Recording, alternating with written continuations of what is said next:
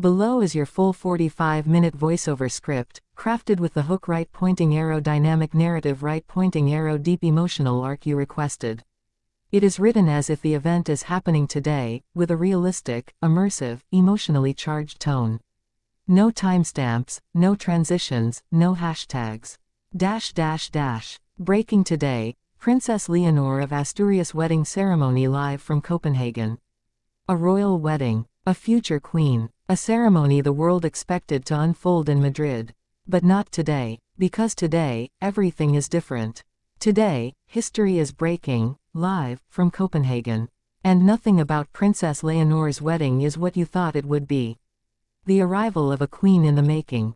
This morning, as the soft winter light rose over Copenhagen, something extraordinary happened, something that will be replayed and referenced in royal documentaries for decades.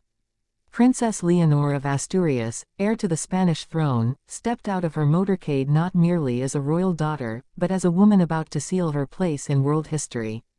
Crowds had been gathering since dawn. Spaniards waving the red and gold. Danes lining the streets with their quiet, dignified enthusiasm.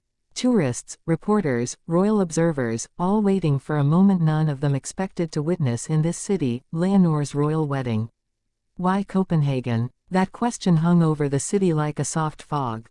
And the answer, well, it is layered.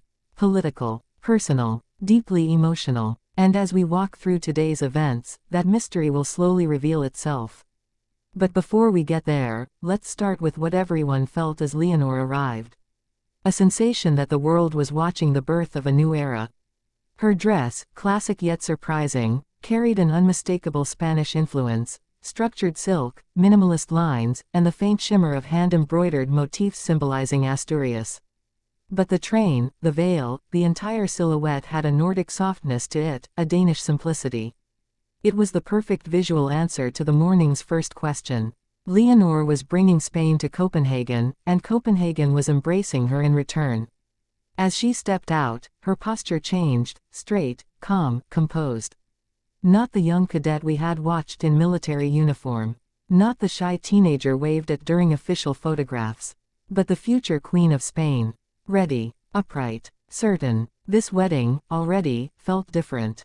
And this difference would only grow. A ceremony wrapped in 3 layers of royal history. As the bells of the Copenhagen Cathedral struck the hour, the city fell into a respectful hush, a hush that carried centuries of monarchical tradition from 2 nations. The first layer was Spain's. Rain or shine, Spanish royal weddings had always been set against Madrid's proud architecture. Generations of Bourbon brides walked through halls drenched in Spanish history. Yet today, Leonor was making a break, a symbolic one. The second layer belonged to Denmark. This was the country known for stability, for restrained elegance, for monarchy without spectacle. How fitting it was, then, that Leonor chose a place where ceremony met simplicity. And the third layer. That third layer was personal. This morning wasn't only about the uniting of 2 families or 2 nations. It was about a young woman raised to serve a crown, now claiming her right to shape that crown's future. The moment the cathedral doors opened, sunlight poured inside as if the universe itself had been rehearsing for this exact second. The choir began softly. The guests rose. Cameras focused. Hearts stopped. Princess Leonor took her first step down the aisle. And suddenly, Copenhagen wasn't hosting a foreign ceremony. It was hosting a global event. A royal moment engraved in the collective memory. The groom's entrance and a whisper that changed the entire atmosphere. But the attention soon shifted. As soon as the groom stepped inside, his identity now confirmed, no longer a mystery whispered through tabloids and speculation, the air inside the cathedral shifted. Some gasped softly, others leaned in. There he was, tall, calm, composed. A man whose presence spoke of strength without arrogance. A man clearly aware of the weight of marrying the future Queen of Spain. And yet, there was something distinctly human in his eyes, something warm, something deeply connected to Leonor. What happened next would set off the first curiosity loop of the day. As the groom reached his place at the altar, Queen Letizia leaned toward King Felipe and whispered something. It was subtle, barely noticeable unless you were watching carefully. But the king's reaction, an almost imperceptible nod, was enough to send speculation racing across livestream chats and social media. What had she said? What had she seen? What detail had suddenly altered her expression? We won't fully understand that moment until later, when a revelation during the vows ties everything together. But that whisper marked the first emotional tension of the ceremony. The families meet at the altar. If the wedding had been held in Spain, the dynamics among the families would have been predictable, orchestrated, carefully choreographed. But here, far from the shadows of zarzuela and the weight of Spanish expectations, something else happened. Queen Letitia's face held emotion, real, unfiltered emotion. Not restrained, not royal poised, but motherly, protectively motherly. King Felipe stood tall, but even he folded his hands tighter than usual. A small tell, a nervous tell. After all, this was not just a father giving his daughter away. This was a reigning monarch entrusting the future of an entire dynasty. Then came the groom's parents. Their entrance was humble, respectful, Nordic in its quiet dignity. And the moment the two families greeted each other, it was clear they had worked hard, very hard, to find balance, common ground, and mutual respect. But beneath the politeness, there was a faint tension. Not conflict, not disagreement, just difference. Two families from two worlds merging in front of millions. What did that tension mean? The answer would come later, woven into the vows, where the truth behind Copenhagen's significance would finally surface. The vows, where the real story begins. When the priest invited the couple to exchange vows, the entire atmosphere shifted again. A royal wedding often feels ceremonial, scripted, predictable. But not today. Leonor's voice trembled, not with fear, but with emotion so raw that the cathedral's stillness deepened. Her words carried weight, not just promises for love, but a commitment to service and sacrifice. Then, the groom began his vows.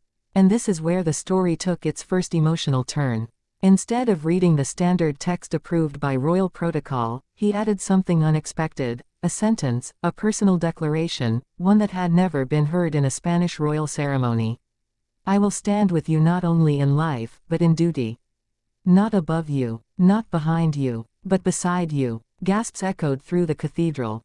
Some subtle, some barely concealed, because those were not the words of a man entering the royal world as a consort. Those were the words of a man supporting a future queen who would rule in her own right. And now the morning whisper made sense. Queen Letizia had noticed it first. The groom had stepped into this marriage fully aware of the weight Leonor would carry. Fully ready, fully committed to her reign, not his own position. It was the first sign that this union was bigger than romance. This was a partnership built for leadership. Why Copenhagen? The question, finally answered. Only when the archbishop began the blessing did the truth settle into the room, an unspoken truth everyone had sensed but no one had confirmed. Copenhagen was chosen because neutrality was needed. A calm stage, a protected environment, a place where political factions, media pressure, and centuries of Spanish expectation could not interfere. Spain was too close, too loud, too historically charged. Here, the couple could marry without the roar of royal critics, political advisors, constitutional watchdogs, or palace gatekeepers. Here, Leonor could begin her new chapter on her own terms. Denmark offered privacy, respect, discretion, stability, a sanctuary for a future queen taking one of the most personal steps of her life. And so, the unusual choice suddenly felt perfect. The kiss that became an era-defining image. When Leonor and her groom finally leaned in for the kiss, everything else faded.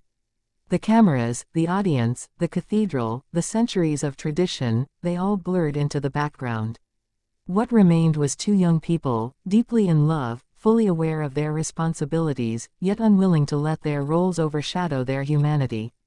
The kiss was soft, not staged, not overly formal, not the stiff royal tradition we are used to. It was real. The kind of kiss that would appear on magazine covers, in textbooks, in official royal archives. The kind of kiss that symbolizes not just romance, but a turning point. A new era, a new monarchy, a new queen in the making. The procession through Copenhagen, a city transformed. After the ceremony, the newlyweds emerged hand in hand. The cheers outside the cathedral were thunderous, an unusual break from Danish quietness.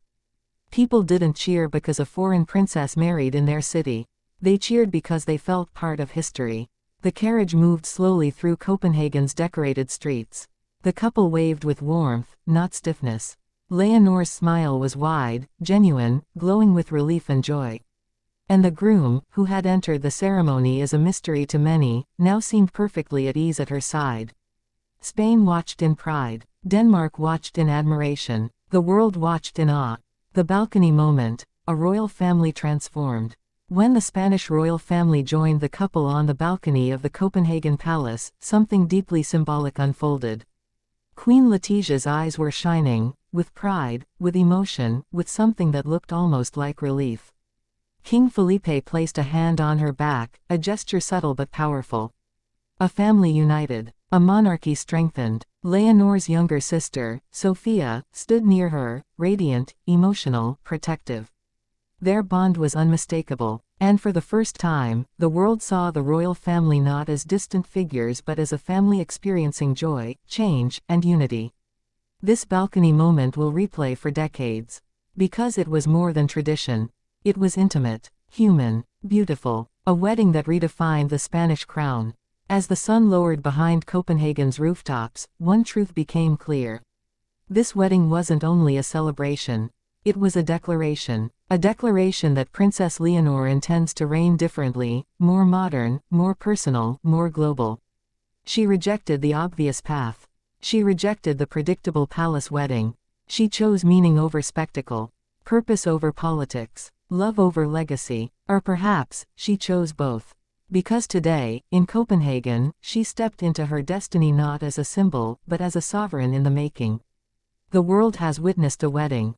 But Spain has witnessed the rise of its future queen. And this, today, marks the first page of a new royal chapter.